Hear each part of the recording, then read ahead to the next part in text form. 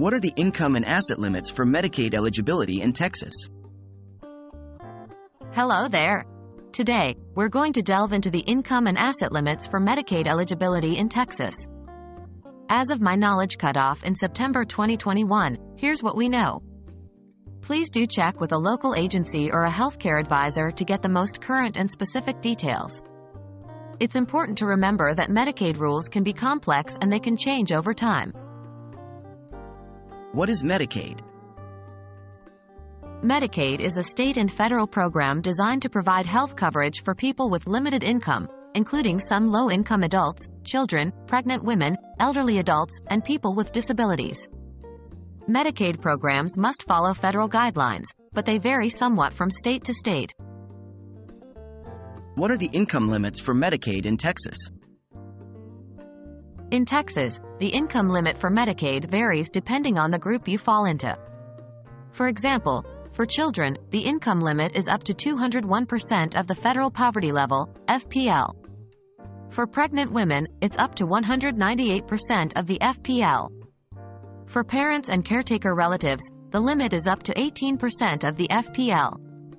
For the elderly, blind, and disabled, the income limit is $783 per month for an individual and $1,175 for a couple.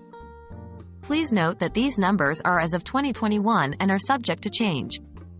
They also don't take into account certain income disregards that might apply, so it's possible to earn somewhat more than these limits and still qualify. What are the asset limits for Medicaid in Texas? For some groups, Texas Medicaid also looks at your assets when determining your eligibility. As of 2021, the asset limit for individuals who are elderly, blind, or disabled is $2,000 for an individual and $3,000 for a couple. Assets can include things like bank accounts and investments, but also certain types of property and vehicles. Please remember, some assets are exempt from this count, like the home you live in, one car, personal belongings, and certain types of burial funds. The rules can be quite complex, so it's worth consulting with an expert if you think you might be close to the limit. Understanding Medicaid's income and asset limits in Texas can be challenging because they vary based on specific categories, and the rules are complex. Make sure you reach out to local agencies or a healthcare advisor for the most accurate, updated information, and for help in understanding your individual situation. Always remember that every situation is unique, and what applies to one person might not apply to another.